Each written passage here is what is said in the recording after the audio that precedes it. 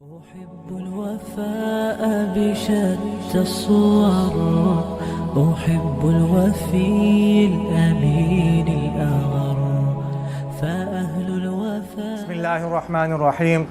الحمد لله رب العالمين والعاقبة للمتقين والصلاة والسلام على خير خلقه محمد وعلى آله وأصحابه أجمعين. أما بعد.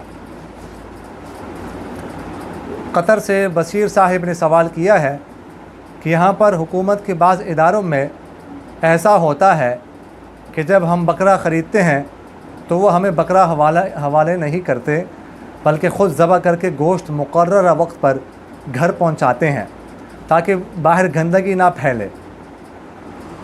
حکومتی اداروں میں جانور سستے ہوتے ہیں، باقی جگہوں پر مہنگے ہوتے ہیں، اور وہاں پر ذبح کرنے والے بھی مسلمان ہوتے ہیں۔ تو کیا ہمارا خود ذبح کرنا ضروری ہے یا ان کا ذبح کرنا کافی ہے؟ اس میں کوئی حرج تو نہیں ہے۔ دیکھیے گا، قربانی کا جانور خود ذبح کرنا ضروری نہیں ہے، کسی اور سے بندہ ذبح کروا سکتا ہے۔ اور یہاں پر جو صورت پوچھی گئی ہے کہ وہاں پر وہ خود ذبح کر کے گھر پہنچاتے ہیں تاکہ باہر گندگی نہ پھیلے، تو اگر وہاں پر ذبح کرنے والے مسلمان ہیں یا اہل کتاب ہیں، لیکن اگر وہ بسم اللہ پڑھ کے ذبح کرتے ہیں تو ان کا ذبیحہ صحیح ہے، اس میں کوئی حرج نہیں ہے۔ لہٰذا آپ کا خود ذبح کرنا ضروری نہیں ہے، اگر وہ ذبح کر کے آپ کو گوشت پہنچاتے ہیں گھر تو اس میں کوئی حرج نہیں ہے اور ذبح قربانی ہو جائے گی۔ قطر سے حافظ فضل مبوح صاحب نے سوال کیا ہے کہ میں اور میرے ساتھ میرے بچے یہاں پر قطر میں رہتے ہیں، وہ تنخواہ لے کے مجھے دے دیتے ہیں، میں پاکستان بھیج کر ایک بھینس وہاں خرید لیتے ہیں جس میں ہم 7 قربانیوں کی نیت کر لیتے ہیں، اور یہاں قطر میں قربانی نہیں کرتے، صرف تھوڑا سا گوشت خرید لیتا ہوں، کیا میرے لیے یہاں پر الگ سے قربانی کرنا ضروری ہے؟ دیکھیے گا، آپ اور اس طرح آپ کے بچے اگر صاحب نصاب ہیں الگ سے سب، تو پھر تو سب پر قربانی کرنا واجب ہے، ضروری ہے۔ اگر وہ الگ سے صاحب نصاب نہیں ہیں، وہ سارے پیسے آپ کے پاس جمع کرواتے ہیں، تو پھر ایک قربانی آپ کی طرف سے کافی ہے۔ لیکن آپ چونکہ بڑا جانور ذبح کرتے ہیں، ان کے 7 قربانیوں کی نیت کرتے ہیں، تو اگر سب کی طرف سے آپ کی نیت کریں گے تو سب کی قربانیاں ہو جائیں گی۔ اور وہاں پر قطر میں آپ کے لیے الگ سے جانور خریدنا ضروری نہیں ہے، الگ سے قربانی کرنا ضروری نہیں ہے، بلکہ پاکستان میں جو آپ نے پیسے بھیجے ہیں، جو جانور خریدا گیا ہے، اس میں آپ کی طرف سے قربانی ہو جائے گی۔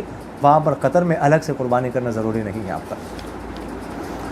ارشد صاحب نے پوچھا ہے کہ جس شخص نے عید کی دوسرے یا تیسرے دن قربانی کرنی ہو، کیا وہ عید کی پہلے دن بال اور ناخن کاٹ سکتا ہے؟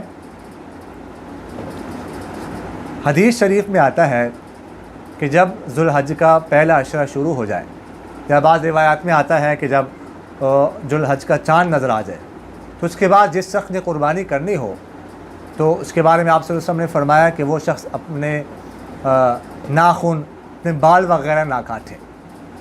یہ جو آپ صلی اللہ علیہ وسلم نے فرمایا ہے کہ وہ نہ کاٹے، تو یہ ذہن میں رکھیے گا کہ یہ حکم وجوبی نہیں ہے، یعنی ضروری نہیں ہے، البتہ مستحب ہے کہ جس شخص نے قربانی کرنی ہو تو وہ شخص اپنے بال ناخن وغیرہ نہ کاٹے، یہ اس کے لیے مستحب بہتر ہے۔ اور اسی طرح بعض علماء فرماتے ہیں کہ جن حضرات نے قربانی نہیں کرنی، اگر وہ ان کے لیے بھی بہتر یہ ہے کہ وہ بھی ان کے ساتھ مشابہت اختیار کرتے ہوئے اپنے ناخن اور بال نہ کاٹیں۔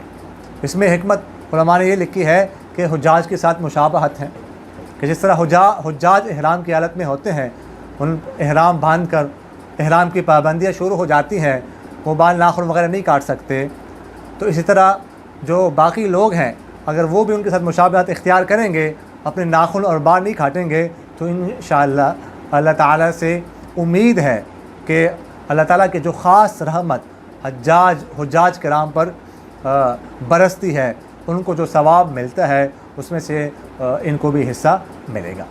تو یہ ضروری نہیں ہے، بہتر ہے، مستحب ہے کہ بال اور ناخن نہ کاٹے جائیں۔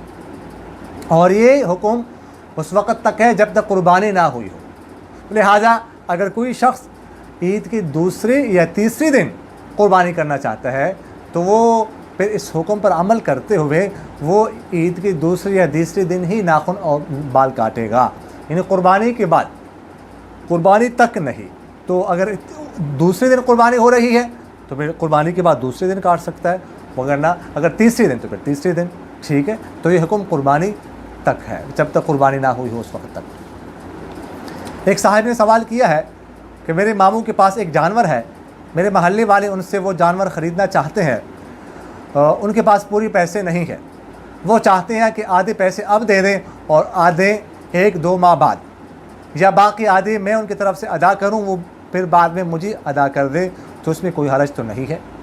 یعنی پوچھنے کا مقصد یہ ہے کہ یہ جو باقی پیسے آدھے رہ گئے، یہ تو قرض ہو گیا، تو کیا اس طرح اگر قرض رہ جائے اور آدھے پیسے ادا کیے جائیں، آدھے رہ جائیں، تو اس میں قربانی پر کوئی حرج تو نہیں پڑتا؟ قربانی ہوتی ہے کہ نہیں ہوتی؟ تو قربانی ہو جاتی ہے، ٹھیک ہے، اس میں کوئی حرج نہیں ہے اگر وہ رضامند ہے وہ جانور بیچنے والا کہ آدھے پیسے مجھے بعد میں ادا کیجئے، تو بعد میں ادا کر سکتے ہیں، قربانی ہو جائے گی۔ اسی طرح آپ ان کی طرف سے بعد میں بھی آپ بھی ادا کر سکتے ہیں آدھے پیسے، پھر ان سے بعد میں وصول کر لیں، اس میں کوئی حرج نہیں ہے، قربانی میں کوئی فرق نہیں پڑتا، ثواب میں کوئی فرق نہیں آتا، قربانی ہو جائے گی۔ اقول قولی ھذا استغفر اللہ لی ولکم ولسائر المسلمین فاستغفروہ انہ ھو الغفور الرحیم۔